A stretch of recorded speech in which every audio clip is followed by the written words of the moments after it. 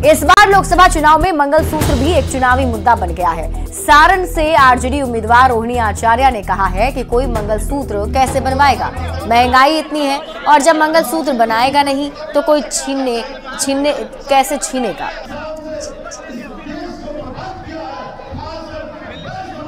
महंगाई तो भैया सारे गरीब लोग तो स्वस्थ है ही, लेकिन हमारे व्यवसाय भाई लोग का भी जीएसटी का हाल देख रहे हैं, इनकम टैक्स का डर देख रहे हैं कितना है। अब सोना इतना महंगा हो गया है, सोना महंगा हो गया, 75,000 का रेट चल रहा है। बताइए, आज तो अक्षय तृतीया भी था, सोना का दुकान खाली पड़ा है, कहाँ से कोई लाएगा? अब कहाँ से कोई मंगलसूत्र बनाएगा, कहाँ से कोई छीनेगा? जब बनेगा ही नहीं तो कोई छीनेगा कहाँ से? गरीब लोग तो परेशान है ही, आम जनता तो परेशान है ही, लेकिन साथ साथ में हमारे व्यवसायी भाई की भी बहुत परेशान है। आप लोग को तो मालूम है, आप लोग बताइएगा भी आगे सब कोई को। काराकाट सीट से एनडीए उम्मीदवार उपेंद्र कुशवाहा ने आरक्षण खत्म करने वाले बयान को लेकर विपक्ष पर जमकर हमला बोला है। उपेंद्र कुशवाहा ने कहा है कि विपक्ष आरक्षण के मुद्दे पर जनता को भ्रमित करने की कोशिश कर रहा है।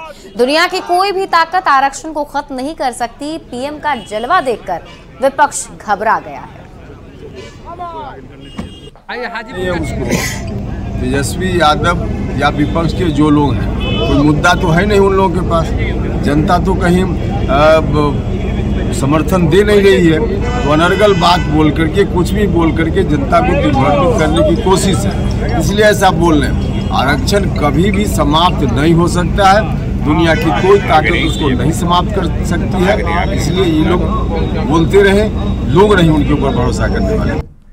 सासाराम में ग्रामीण विकास मंत्री श्रवण कुमार ने आरजेडी अध्यक्ष लालू प्रसाद और उनके परिवार पर जमकर हमला बोला। श्रवण कुमार ने कहा है कि लालू प्रसाद और उनका परिवार खुद को सबसे होशियार, बेहतर और सबसे जानकार समझता है, इसलिए पूरा परिवार चुनावी मैदान में उतर गया है, लेकिन फिर भी चुनाव में उनके कुनबे का सूपड़ा साफ हो जाएगा।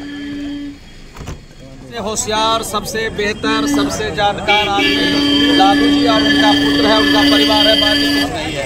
अगर सब लोग रहते जानकार तो सब लोग अपने बेटा, भाई, भतीजा को चुनाव लड़ाते, लेकिन नहीं लड़ा रहे तो सबसे अच्छे आदमी हैं। इस बार पूरा 40 में 40 साफ होगा और उनका पूरा सपाड़ा साफ हो जाएगा। पाटलिपुत्र लोकसभा सीट से महागठबंधन उम्मीदवार मीसा भारती ने पीएम मोदी के बिहार दौरे पर तंज कसा है। मीसा भारती ने कहा है कि तेजस्वी यादव के 17 महीने के काम से पीएम मोदी डर गए हैं और इसलिए पटना के रोड पर खाक छानने आ रहे हैं, लेकिन इस बार इनका जादू चलने वाला नहीं है। देश और प्रदेश की जनता इनके 10 साल के राज का सच जान चुकी है और इनके सांसद केवल मोदी के चेहरे पर चुनाव लड़ते आए हैं, खुद के काम पर नहीं।